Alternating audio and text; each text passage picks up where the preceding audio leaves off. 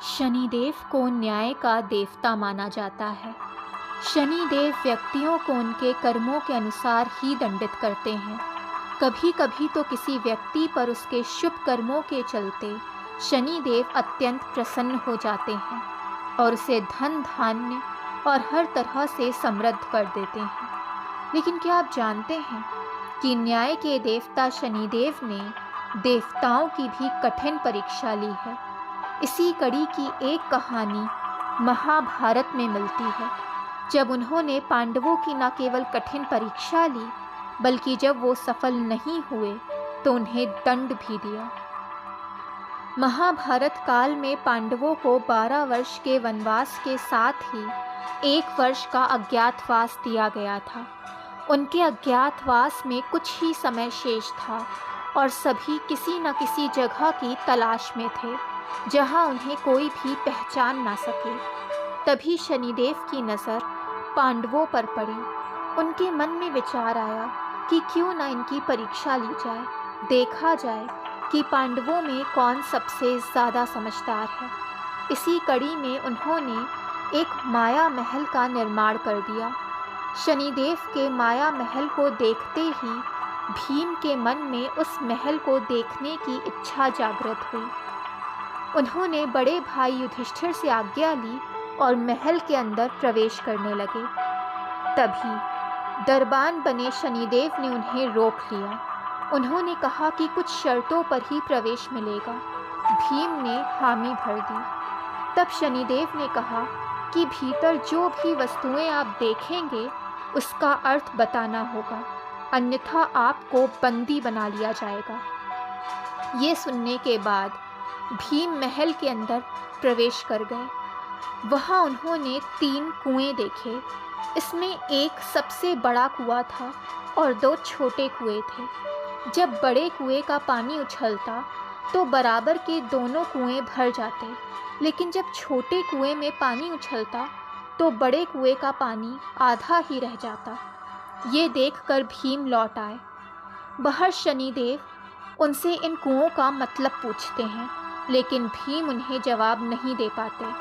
तब शनिदेव की शर्त के मुताबिक भीम को बंदी बना लिया जाता है। कुछ समय बाद जब भीम नहीं लौटे तो अर्जुन उन्हें खोजते हुए वहां पहुँचे।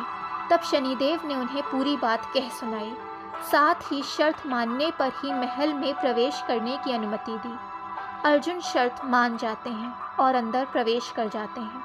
वो देखते हैं कि एक तरफ मक्के की तो दूसरी तरफ बाजरे की फसल उग रही है। मक्के के पौधे में बाजरा और बाजरे में मक्के की फसल निकल रही है। ये देखकर वो बाहर आ जाते हैं। अन्य देखी हुई चीज़ों का अर्थ तो उन्हें बता देते हैं, लेकिन मक्का और बाजरा उनकी समझ में नहीं आता। शनिदेव उन्हें भी बंदी बना लेते हैं।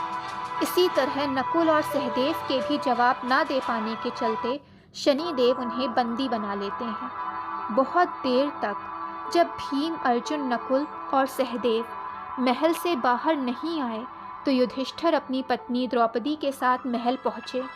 उन्होंने दरबान से सभी के बारे में पूछा।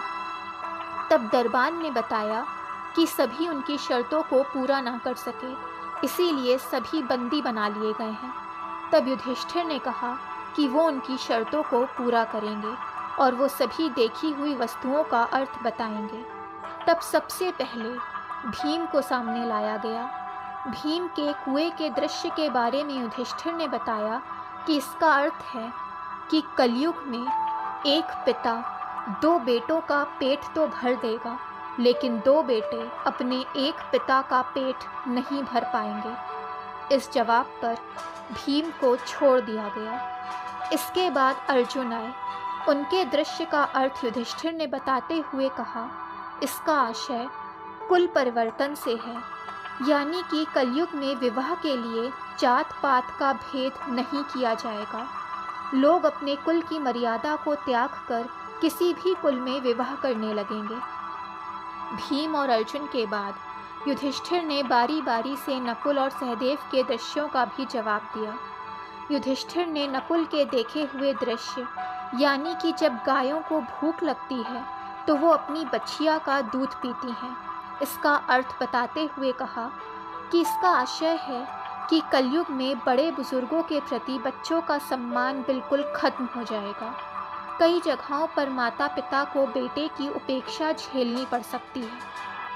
वहीं सहदेव ने एक चांदी के सिक्के पर सोने की विशाल शिला को टिके हुए देखा था। युधिष्ठिर ने बताया कि इसका आशय है कि कलयुग में पाप धर्म को दबाने की लाख कोशिश करेगा, लेकिन वो सफल नहीं हो पाएगा। ये सुनने के बाद शनिदेव ने नकुल और सहदेव को भी मुक्त कर दिया। इस तरह शनिदेव की परीक्षा में युधिष्ठिर सबसे अधिक बुद्धिमान साबित हुए। दोस्तों, अगर वीडियो पसंद आई हो तो चैनल को लाइक, सब्सक्राइब एंड शेयर करें ताकि चैनल की नोटिफिकेशंस आपको मिलती रहें।